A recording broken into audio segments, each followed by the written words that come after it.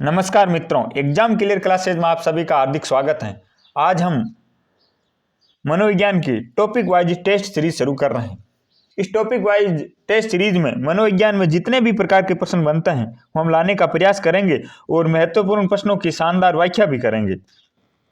तो चलिए आज के प्रश्न की शुरुआत करते हैं। पहला प्रश्न है कि एरिक इरिक्सन के अनुसार मनोलैंगिक विकास की कितनी अवस्थाएं हैं। तो एरिक इरिक्सन जिन्होंने मनोसामाजिक सिद्धांत दिया था, इस सिद्धांत को जीवन अवधि विकास सिद्धांत भी कहते हैं। इन्होंने एक पुस्तक लिखी थी चाइल्डहुड एंड सोसाइटी 1963 में, उसमें इस सिद्धांत की व्याख्या की गई। इस सिद्धांत के अनुसार मनोलैंगिक विकास की कितनी अवस्थाएं हैं? 8 अवस्थाएं हैं। कितनी अवस्थाओं का उल्लेख किया है? 8 अवस्थाओं का उल्लेख किया है। चलिए उस 8 अवस्थाओं को एक बार फटाफट देख लेते हैं। एक तरफ है मनोसामाजिक चुनौती और एक तरफ है उसका काल, और उससे जो आधारभूत गुण निकल कर आता है वो भी दिया गया है। तो पहला मनोसामाजिक चुनौती है विश्वास बनाम अविश्वास, जिनका काल है जन्म से लेकर 1.5 वर्ष तक, और इसमें आधारभूत गुण निकल कर आता है आशा। आधारभूत गुण निकल कर क्या आता है? आशा। दूसरा है स्वायत्ता बनाम लज्जा, जो 1.5 वर्ष से लेकर 3 वर्ष तक है, और उसमें आधारभूत गुण निकल कर आता है इच्छा शक्ति। क्या आता है? इच्छा शक्ति। तीसरी मनोसामाजिक चुनौती है पहचान बनाम दोष। पहचान बनाम दोष, जिनका समय है 3 वर्ष से लेकर 5 वर्ष तक, और जो आधारभूत गुण निकल कर आता है वो है उद्देश्य। क्या है? उद्देश्य। और चौथी जो मनोसामाजिक चुनौती है वो है परिश्रम बनाम हीनता, जो 6 से लेकर 12 वर्ष तक इसका काल है, और इसमें जो आधारभूत गुण निकल कर आता है वो आता है सामर्थ्यता। 5वीं मनोसामाजिक चुनौती है भ्रांति पहचान बनाम सहभ्रांति, जो 12 वर्ष से लेकर 18 वर्ष तक हैं, और आधारभूत गुण इसमें निकल कर आता है वो है कर्तव्य परायणता। और छठा जो मनोसामाजिक चुनौती है, छठी मनोसामाजिक चुनौती घनिष्ठता बनाम अलगाव, जो 18 वर्ष से लेकर 35 वर्ष तक है, और जिसमें जो आधारभूत गुण निकल कर आता है वो प्रेम। और 7वीं जो मनोसामाजिक चुनौती है वो जननात्मकता बनाम स्थिरता, जो 35 साल से लेकर 65 वर्ष तक है, और उसमें आधारभूत गुण आता है देखभाल। और जो अंतिम और 8वीं मनोसामाजिक चुनौती है वो है संपूर्णता बनाम निराशा, जिनमें आधारभूत गुण निकल कर आता है बुद्धिमत्ता। 65 वर्ष से ऊपर का इसका काल है। ये एक बार हमने क्विक रिवीजन क्या है फटाफट देखा है, इसके बारे में विस्तार से देखना है तो इस चैनल को सब्सक्राइब करें ताकि हम विस्तार से पढ़ा सकें। चलिए अगला प्रश्न लेते हैं। अगला प्रश्न है कि निम्न में से कौन सा विकास का सिद्धांत नहीं है। तो पहला ऑप्शन है निश्चित प्रतिमान का सिद्धांत। तो निश्चित प्रतिमान का सिद्धांत विकास का एक सिद्धांत है, क्योंकि विकास का एक निश्चित प्रतिमान होता है। जैसे मानव जाति का विकास एक ही क्रम में होता है, इसी प्रकार। दूसरा ऑप्शन है कि विशिष्ट से सामान्य अनुक्रिया की ओर बढ़ने का सिद्धांत।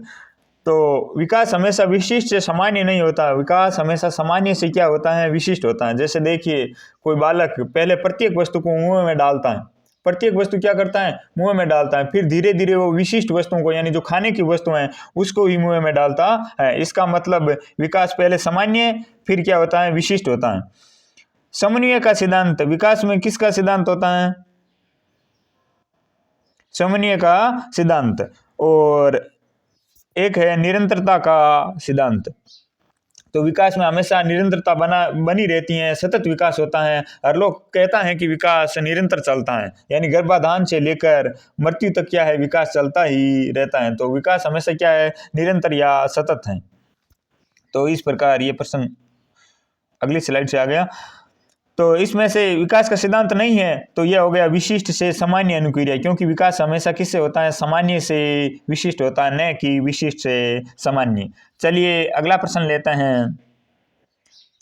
चलिए इसके बारे में थोड़ा व्याख्या कर लेते हैं कि विकास के कौन कौन से सिद्धांत हैं। तो विकास में देखिए एक सतत विकास का सिद्धांत है, जो हमने पढ़ लिया कि विकास हमेशा निरंतर होता रहता है। अंगों की गति में भिन्नता का सिद्धांत।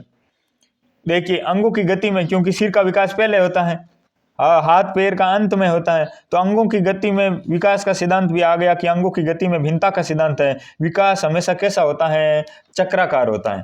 विकास रेखीय नहीं होता, हमेशा ध्यान रखना। विकास कैसा होता है? वर्तुलाकार या चक्राकार होता है, क्योंकि पूर्व अनुभवों को समाहित करते हुए आगे विकास चलता रहता है, इसलिए एक ही दिशा में नहीं बढ़ता है, पीछे भी लौटता है। विकास पूर्व अनुभवों को शामिल करता है, इसलिए विकास रेखीय नहीं होकर चक्राकार या वर्तुलाकार होता है। समन्वय का सिद्धांत होता है।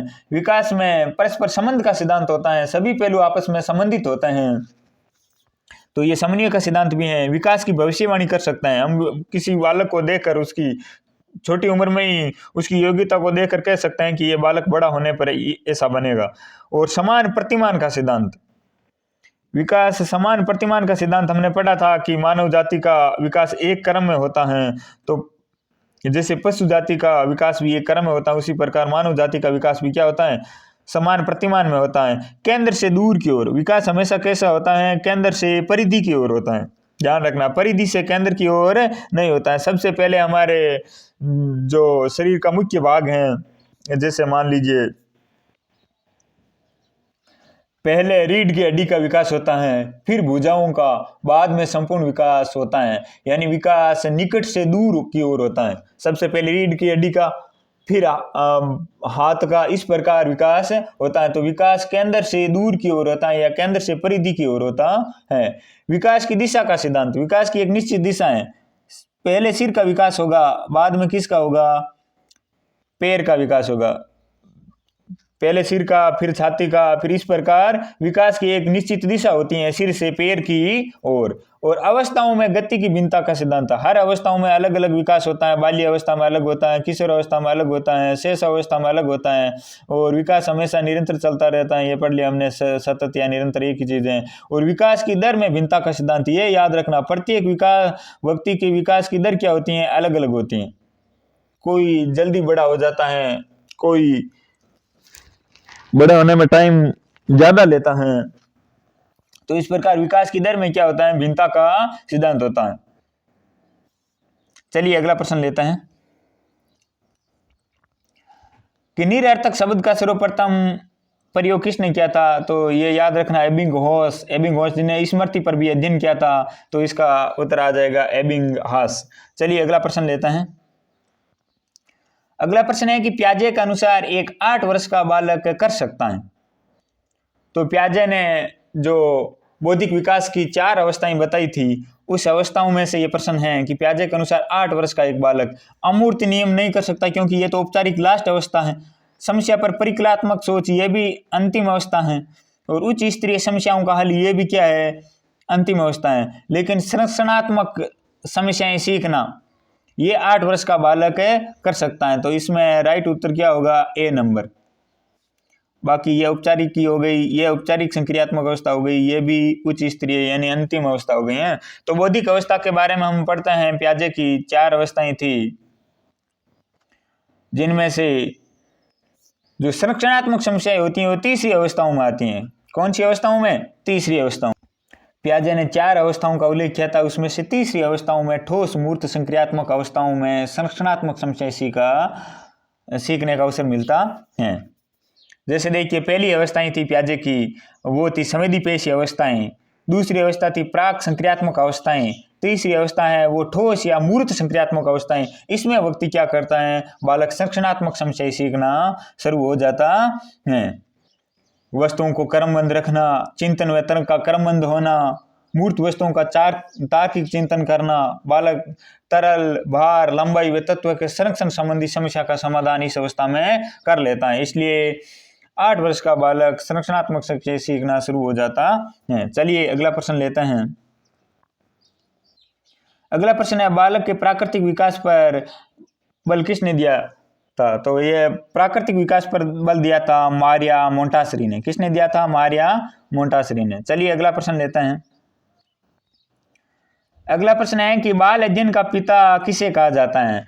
तो बाल अध्ययन का पिता कहा जाता है स्टैनले हॉल को, जिन्होंने एडोलसेंस नामक एक किताब भी लिखी थी। चलिए अगला प्रश्न लेते हैं। अगला प्रश्न है कि हार्नी के अनुसार मौलिक दुश्चिंता के संप्रत्यय का विकास होता है। तो मौलिक दुश्चिंता जिसमें बालक है वो मौलिक तरीके से सोच सके, तो ये अवस्था है वो बाल्य अवस्था की है। किस अवस्था की है? बाल्य अवस्था की। चलिए अगला प्रश्न लेते हैं कि किस अवस्था में आक्रामक व धारणात्मक व्यक्तित्व का विकास होता है। तो देखिए, सिगमंड फ्राइड ने व्यक्तित्व की गति के विभिन्न भाग बताए हैं, उसमें उन्हें मनोलैंगिक विकास की 5 अवस्थाओं का उल्लेख किया है। कितनी अवस्थाओं का? 5 अवस्थाओं का। मुखावस्था, गुदावस्था, लिंग प्रदान अवस्था, अवक्त अवस्था और जननेंद्रिय अवस्था। चलिए, इसमें पहले किस अवस्था में आक्रामक व धारणात्मक व्यक्तित्व का विकास होता है? तो किस अवस्था में होता है? गुदा अवस्था में होता है, क्योंकि इस अवस्था में बच्चा मल मूत्र संबंधी क्रियाओं में आनंद लेता है और इनके ज्यादा या कम होने पर बालक का जो व्यक्तित्व होता है वो या तो आक्रामक व धारणात्मक बन जाता है। चलिए इसके बारे में विस्तार से थोड़ा जानते हैं।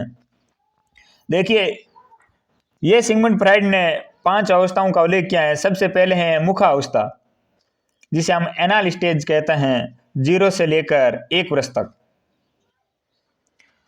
इसमें क्या होता है? बालक का मुख प्रधान होता है, मुख से ही वो सारी क्रिया करता है, दांतों को काटना, अंगूठा चूसना।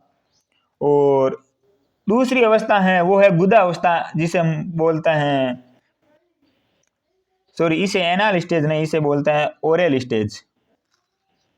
क्या बोलते हैं? Oral stage. ये गलत हो गया है ना, ये है ओरल स्टेज।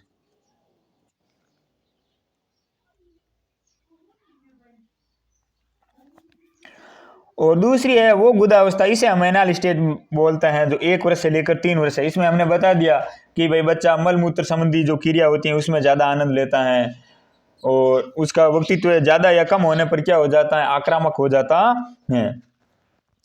और तीसरी अवस्था है लिंग प्रदान अवस्था, जिसमें वो ग्रंथियाँ आती हैं, ओडिपस ग्रंथियाँ और इलेक्ट्रा ग्रंथि। ओडिपस ग्रंथि जो मात्र मनोग्रंथि कहलाती हैं, इलेक्ट्रा पितृ ग्रंथि कहलाती हैं। इसमें लिंग के प्रति ईर्ष्या का भाव लिंग प्रदान अवस्था में आता है। इसमें बग्या होने की चिंता रहती है। यह हो गई लिंग प्रदान अवस्था, जिसे हम फैलिक स्टेज भी बोलते हैं। और एक है लेटेंसी स्टेज, जिसे हम बोलते हैं अवक्त अवस्था। क्या बोलते हैं? अवक्त अवस्था। ये 6 से 12 वर्ष तक होती हैं। इस अवस्था में बालक किसी भी प्रकार का कोई ज्यादा व्यवहार नहीं करता है, शांत रहता है। यह हो गई अवक्त अवस्था, जो 6 से लेकर 12 वर्ष तक है।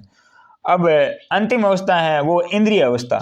अंतिम अवस्था कौन सी है? इंद्रिय अवस्था, जो 12 वर्ष से ऊपर के व्यक्तियों में पाई जाती हैं। और इसमें विषम लैंगिक प्रेम, समलैंगिक प्रेम, इस प्रकार की भावनाएं पाई जाती हैं। तो सिगमंड फ्राइड ने कितनी प्रकार की अवस्थाओं का उल्लेख किया है?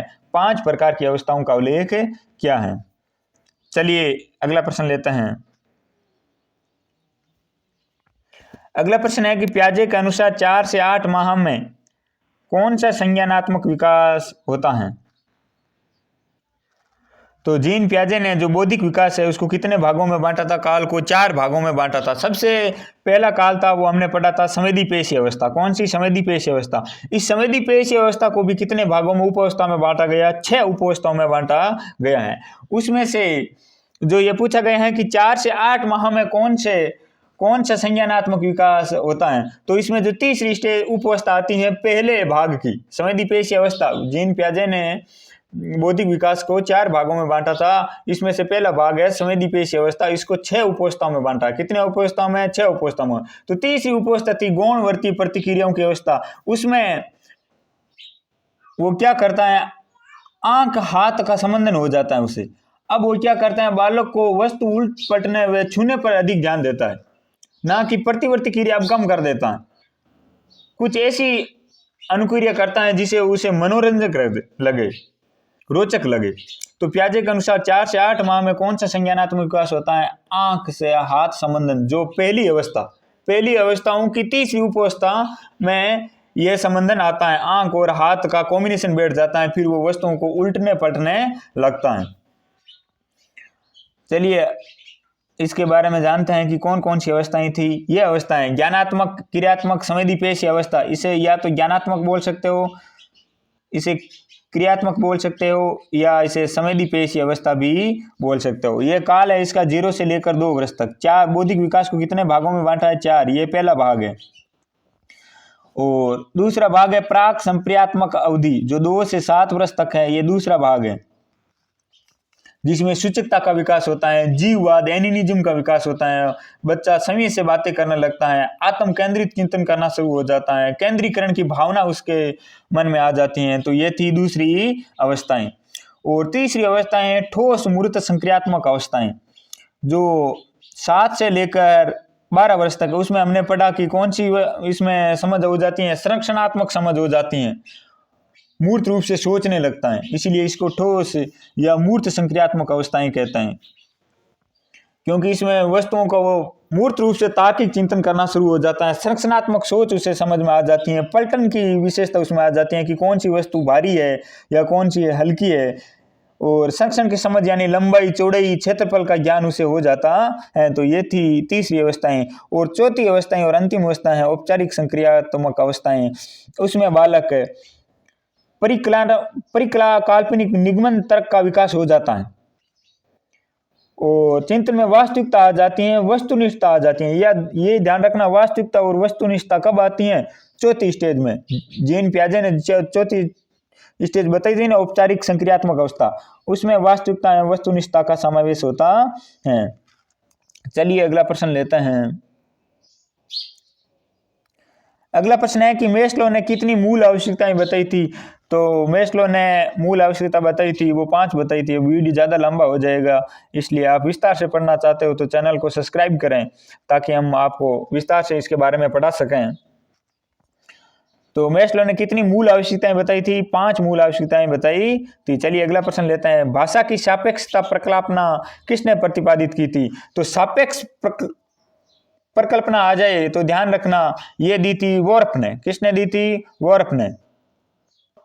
और अगर मनोभाषिक सिद्धांत आ जाए तो हमेशा याद रखना नोम चॉम्स्की आएगा। क्या आएगा? नोम चॉम्स्की, क्योंकि भाषा की सापेक्षता प्रकल्पना तो दी थी वोर्फ ने, और एलईडी थ्योरी दी थी, लैंग्वेज एक्विजिशन थ्योरी, वो दी थी नोम चॉम्स्की ने। तो भाषा की सापेक्षता प्रकल्पना किसने दी थी? वोर्फ ने। ये हमेशा ध्यान रखना, कंफ्यूज में हो जाओगे। मनोभाषिक सिद्धांत आ जाए तो हमेशा ध्यान रखना चॉम्स्की करना। क्या करना? चॉम्स्की।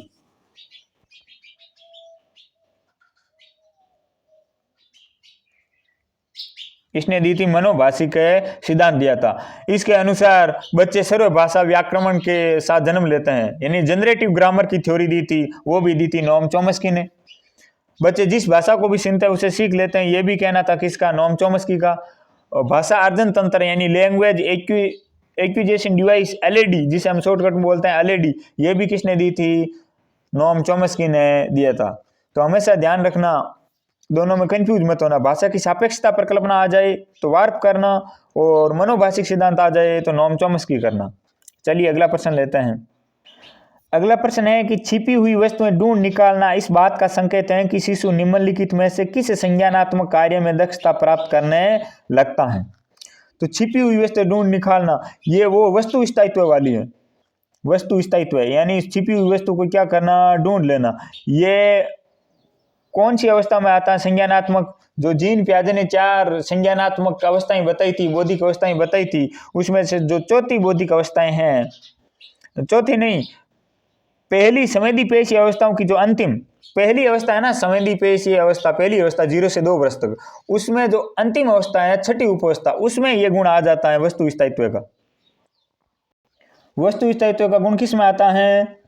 जीन पियाजे ने जो 4 अवस्थाएं बताई थी संज्ञानात्मक विकास की, उसमें से जो पहली अवस्थाओं की अंतिम छठी उपावस्था है ना, मन मानसिक शौक द्वारा नए साधनों की खोज करना, उस अवस्था में व्यक्ति को वस्तु स्थायित्व का गुण आ जाता है। वस्तु स्थायित्व मतलब किसी वस्तु का अस्तित्व तभी तक रहता है जब तक वह वस्तु उसकी आंखों के सामने रहती है। ये जीन पियाजे की 4 उपावस्था हैं, ज्ञानात्मक, क्रियात्मक, संवेदी पेशी अवस्था। चाहे पहली अवस्था को चाहे ज्ञानात्मक बोलो, चाहे क्रियात्मक बोलो, चाहे संवेदी पेशी अवस्था बोलो। दूसरी अवस्था है प्राक संक्रियात्मक अवस्थाएं, ये ठोस मूर्त संक्रियात्मक अवस्थाएं, औपचारिक संक्रियात्मक अवस्थाएं। तो जो वस्तु स्थायित्व का गुण आता है वो पहली अवस्था के छठी उपअवस्था में आता है, जिसमें किसी वस्तु है उसका अस्तित्व है तभी तक रहता है जब वो वस्तु उसकी आंखों के सामने हो। चलिए अगला प्रश्न लेते हैं। संवेग व्यक्ति की उत्तेजित दशा है, यह कथन किसका है? तो ये एक परिभाषा कथन है, यह वुडवर्थ का, याद रखना परीक्षा में बार बार पूछा जाता है। अगला प्रश्न है कि विधायकता की मूल प्रवृत्ति किस अवस्थाओं में आती है? विधायकता का मतलब कानून का पालन करने की इस प्रकार की मूल प्रवृत्ति आती हैं, वो किस अवस्था में आते हैं? बाल्य अवस्था में, क्योंकि बाल्य अवस्था में बालक माता पिता का कहना मानना शुरू हो जाता है। शेष अवस्थाओं में तो वो नहीं होता है क्योंकि अपनी जिद पर रहता है, लेकिन बाल्य अवस्थाओं में विधायकता की मूल प्रवृत्ति आ जाती है। चलिए अगला प्रश्न लेते हैं। खिलौनों की आयु किसे कहा जाता है? तो याद रखना, खेल की आयु पूछे तो करना उत्तर बाल्य अवस्था, लेकिन खिलौनों की आयु पूछे तो क्या करना? पूर्व बाल्य अवस्था। क्या करना? पूर्व बाल्य अवस्था, जिसे 3 से 5 वर्ष तक कह सकते हैं हम। तो टॉय एज किसे कहा जाता है? पूर्व बाल्य अवस्थाओं में खिलौनों की आयु कहा जाता है। खेलने की अवस्था आए तो हमेशा करना उत्तर बाल्य अवस्था। अगला प्रश्न है कि संवेगात्मक स्थिरता का लक्षण है। संवेगात्मक रूप से क्या रहना? स्थिर रहना, यानी व्यक्ति घबराया हुआ नहीं रहना, एकदम स्थिर रहना, मानसिक संतुलन सही रहना। जब संवेग अच्छे होंगे, स्थिर रहेंगे, तो मानसिक संतुलन क्या रहेगा? अच्छा रहेगा। तो झगड़ालू तो होगा नहीं स्थिर रहेगा तो ये गलत है। विनोदी प्रवृत्ति भी नहीं होगी, भीरू यानी डरा हुआ भी नहीं होगा। ये क्या होगा? संवेग यदि स्थिर रहेंगे तो समायोजित होगा। संवेग यदि अस्थिर हो गए तो वह क्या हो जाएगा? कुसमायोजित हो जाएगा। इसलिए संवेगात्मक स्थिरता का लक्षण है कि व्यक्ति उस संवेग स्थिर रहता है तो व्यक्ति क्या रहता है? समायोजित रहता है। और यदि संवेग अस्थिर हो गए तो व्यक्ति कुसमायोजित हो जाता है, फिर वो अपराध करने लगता है। चलिए अगला प्रश्न लेते हैं कि निम्नलिखित में से किस अवस्था में बच्चे अपने समवयस्क समूह के सक्रिय सदस्य होते हैं? तो समवयस्क नाम आ जाए ना, समवयस्क समूह के सक्रिय सदस्य या पीर ग्रुप आ जाए। पीर ग्रुप आ जाए तो किशोर अवस्था करना। क्या करना? किशोर अवस्था करना। समवयस्क समूह या पीर ग्रुप हमेशा किस अवस्था में होता है? सक्रिय सदस्य किशोर अवस्थाओं में होता है। बाल्य अवस्था में भी होता है, ग्रुप तो बाल्य अवस्था में होता है। यदि आ जाए ग्रुप की अवस्थाएं तो बाल्य अवस्था करना, लेकिन समवयस्क समूह यानी समवयस्क समान वयस्क उम्र के लोगों का समूह, वो पीर ग्रुप, वो होता है हमेशा किशोरावस्था में। चलिए अगला प्रश्न लेते हैं। माता की आवाज का नवजात के व्यवहार पर प्रभाव का प्रयोग किसने किया था? तो माता की आवाज का नवजात शिशु पर जो प्रयोग किया था वो टर्नर ने किया था। किसने किया था? टर्नर ने किया था। इसकी एक टेबल है जिसके बारे में विस्तार से हम कभी पढ़ेंगे। चलिए अगला प्रश्न लेते हैं कि मनोवैज्ञानिक आचरण एवं व्यवहार का यथार्थ विज्ञान है, यह कथन किसका है? मनोविज्ञान आचरण एवं व्यवहार का यथार्थ विज्ञान है, यह कथन किसका है? तो यह कथन है मैकडूगल का। किसका है? मैकडूगल का। याद रखना, यह परिभाषा बार बार पूछी जाती है, मोस्ट परिभाषा है। चलिए लास्ट और अंतिम प्रश्न लेते हैं कि निम्नलिखित में से लंबात्मक विधि का अध्ययन किसने किया था? कार्ल गैरिसन ने, जॉन डीवी ने, या जॉन लॉक ने, या इनमें से कोई नहीं? तो लंबात्मक विधि का प्रयोग किया था वो क्या था? कार्ल गैरिसन ने। किसने किया था? कार्ल गैरिसन ने। ये भी प्रश्न काफ़ी बार पूछा गया है तो ये भी मोस्ट है, इसलिए इसको भी याद रखना। चलिए ये थे आज के 20 प्रश्न। कैसे लगे? इसी प्रकार हम टॉपिक वाइज जितने भी प्रकार के प्रश्न बनता है वो मनोविज्ञान में लाएंगे और उनकी जितना हो सके उतनी व्याख्या भी करेंगे। तो आप चैनल को सब्सक्राइब जरूर करें और इस वीडियो को लाइक, शेयर और कमेंट जरूर करें। धन्यवाद। जय हिंद, जय भारत।